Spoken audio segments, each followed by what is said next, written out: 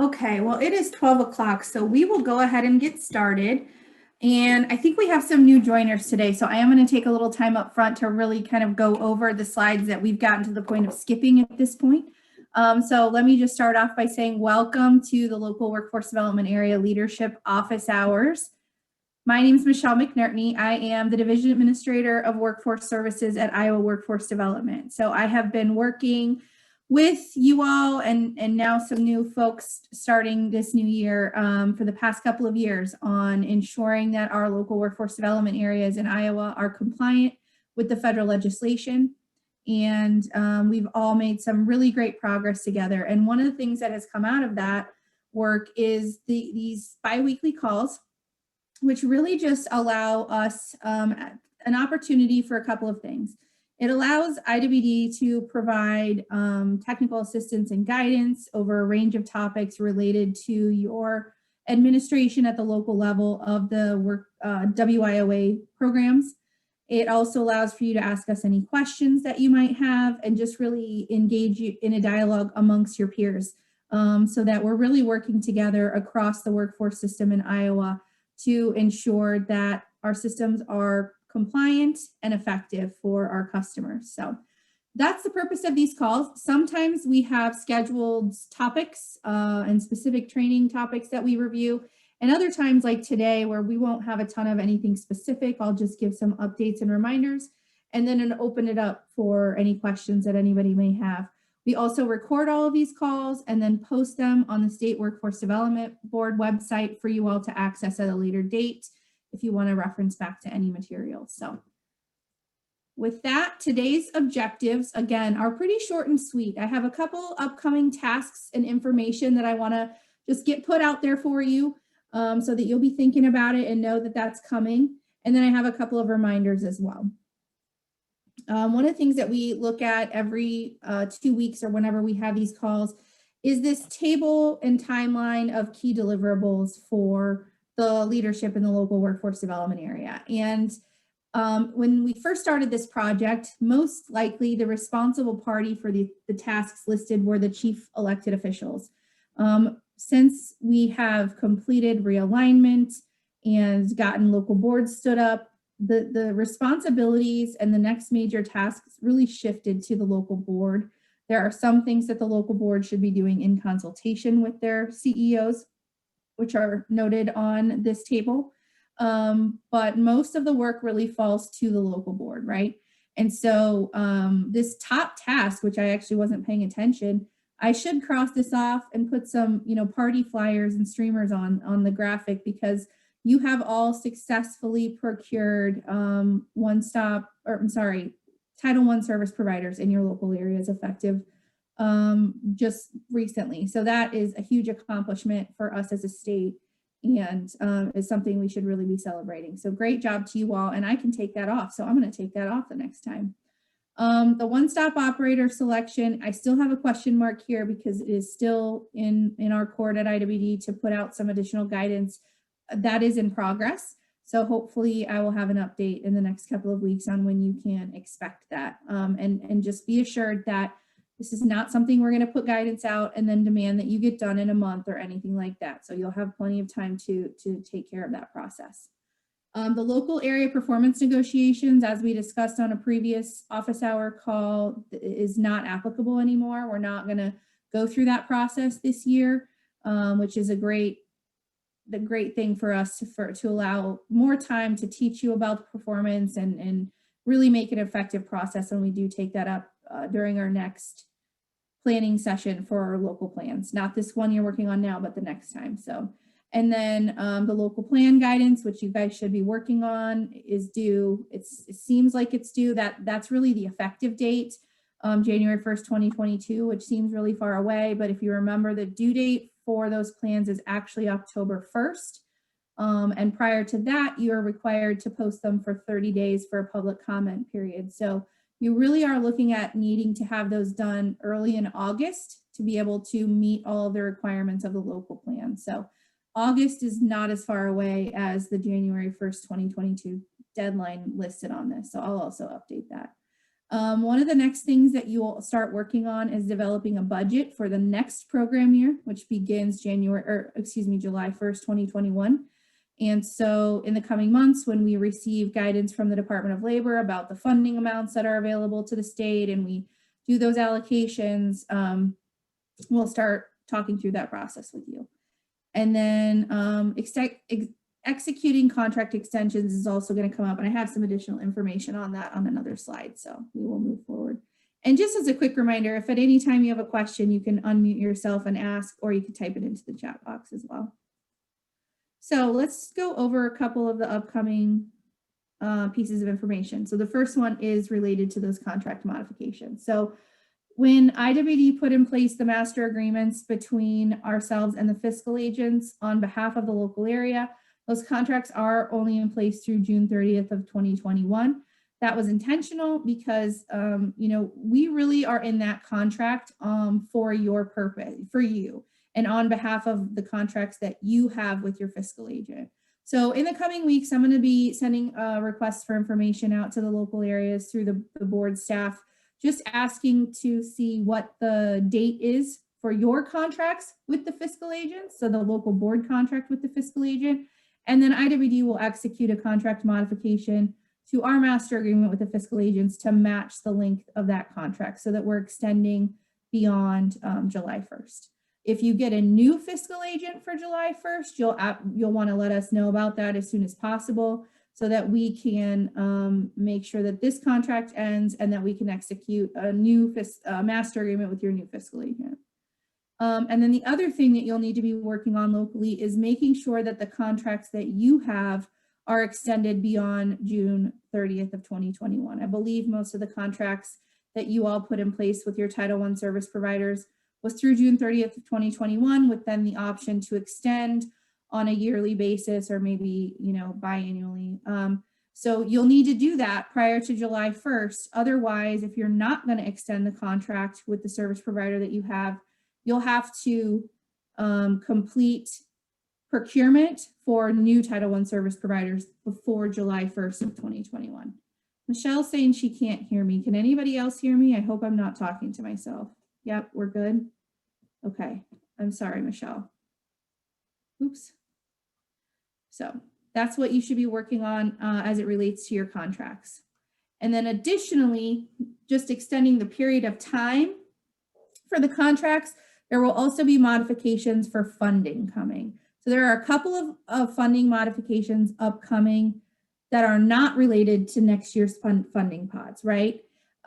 First of all, if you will remember, last year we gave rapid response additional assistance funds to all of the previous quote unquote local areas or regions. And we gave every local area $36,000.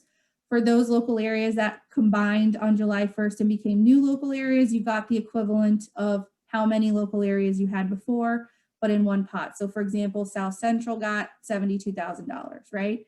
So those contracts ended on December 31st of 2020 when those old service provider contracts ended. So any amount of those funds that did not get spent by this previous service provider, we will pull back and we will put into a contract with the new local area through the fiscal agents. And so initially those contracts were set to end for the local areas that were already using a fiscal agent. I believe it's Northwest, Mississippi Valley, and I can't remember, Western, I think. The contract you have is set to expire June 30th. We're going to extend all of those to December 31st of 2021. So you'll have some additional time to spend those funds. And then additionally, the same thing will happen for the formula funds. So those old Title I service provider contracts had formula funds for adult, DW, and youth in them. Those contracts ended December 31st. That closeout period is done, and we now know how much funding was really left over by those old contracts. So that money gets pulled back, and it will be put into the master agreements with the fiscal agents through a contract modification. So I'm working on all of that right now with our financial management department, and those should be coming through hopefully by the end of next week. So Any questions about any of that before I move on?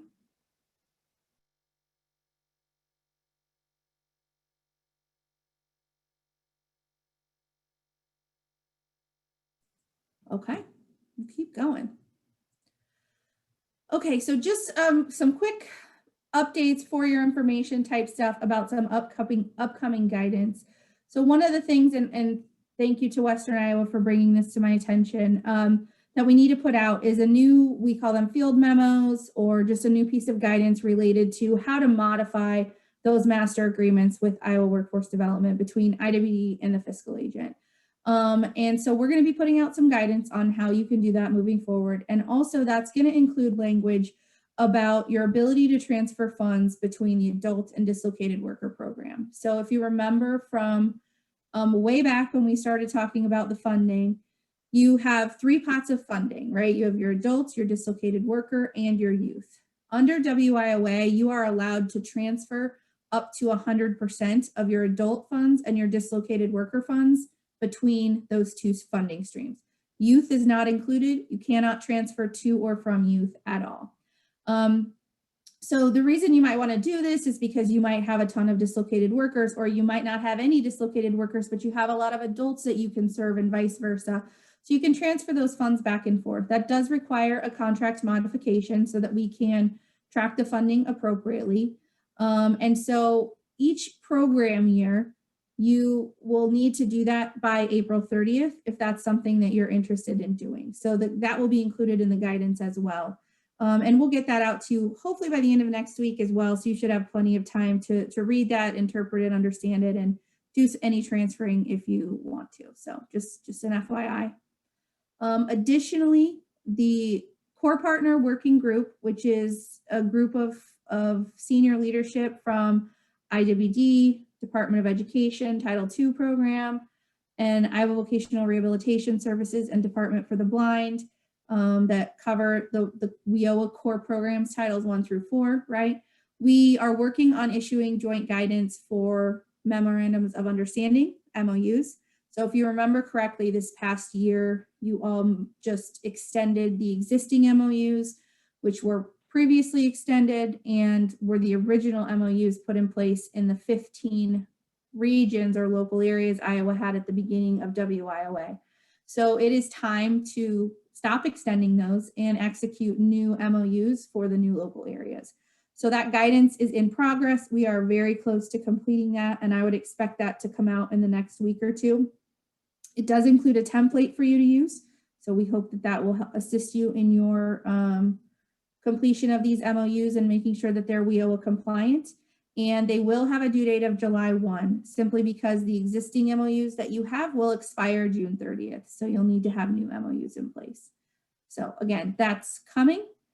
And then the last thing that will be coming is one-stop certification standards development. And I say that it's coming, but I want you to know that that's not coming anytime soon.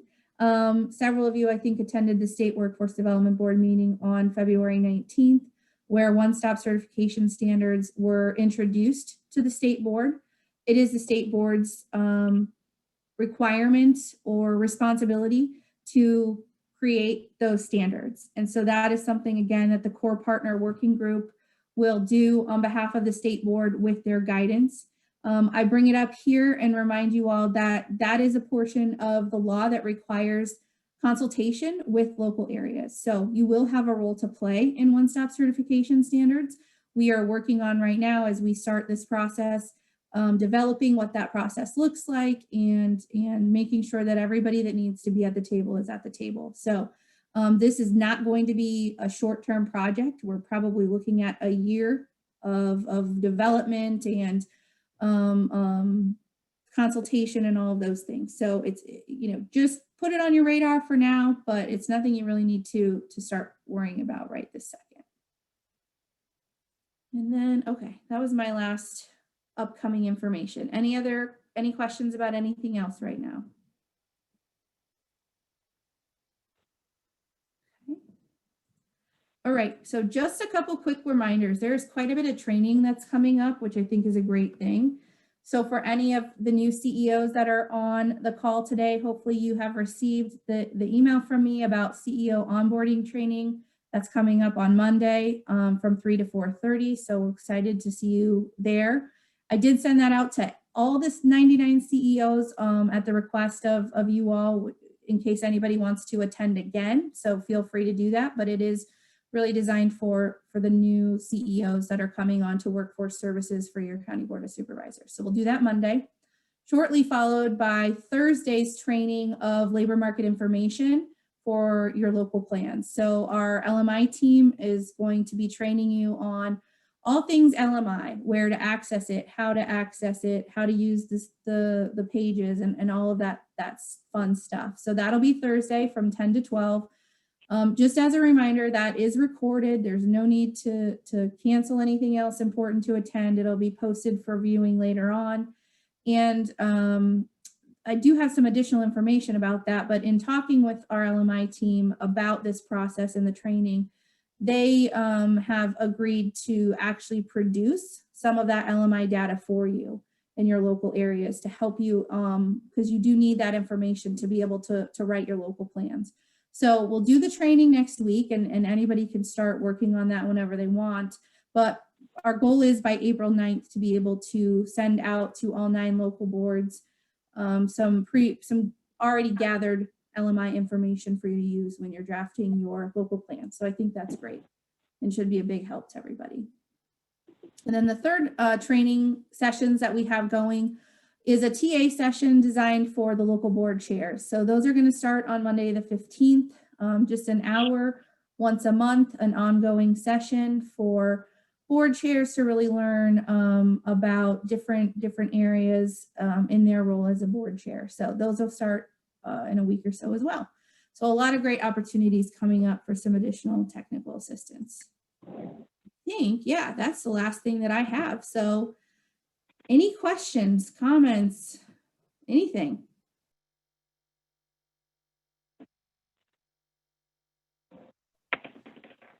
Michelle. Hello. Yes, sorry, I was just taking a drink of water. No worries. This is a question on the CEO training. Is there any advantage for us as a new county supervisor comes on? Should we have a backup here? Should maybe we select somebody to do that training in case, because we're all subject to removal every 4 years. So. Yep. So our plan is to offer this CEO onboarding training every year because it's about this time of the year. Because from my understanding, you are elected to a 4-year term, I believe, right? But that's correct. That every year you might stay the workforce representative for your board. So there are new CEOs that didn't necessarily just get elected this past November, but they were given this assignment, in July. It sounds like early January is your process. So we plan going forward to offer this every year at the beginning of the year.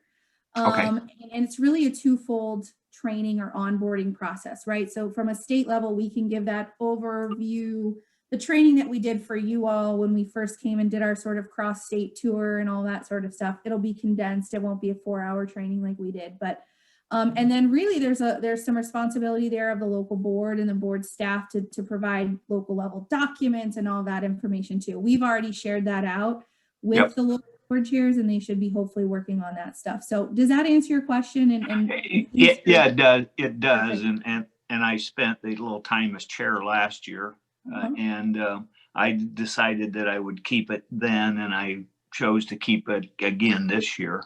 But I'm just curious if we need, because there's a little bit more to it than just walking in the door and say, "Oh, here I am." Absolutely. So I don't think that having 2 people on each board would be a horrible thing to have some brief knowledge, at least at the minimum, of what's going on. I mean, I think that any CEO that wants to invite other members of their board of supervisors to listen to the information, especially this coming Monday. Or like I said, it'll be recorded and there's a guide. Remember that huge guide we put out? I mean, all that can be given to anybody else on your board at any time. And if there's ever, you can also always reach out to me. And if there's, I've been to county board meetings before to give a presentation. If you want me to come and speak, I can do that, or I'll send someone else if I don't really want to, that day or whatever. Okay. But yeah, we Okay. can do whatever we need to make sure that education is out there. Absolutely. Thank you, Michelle. Yep.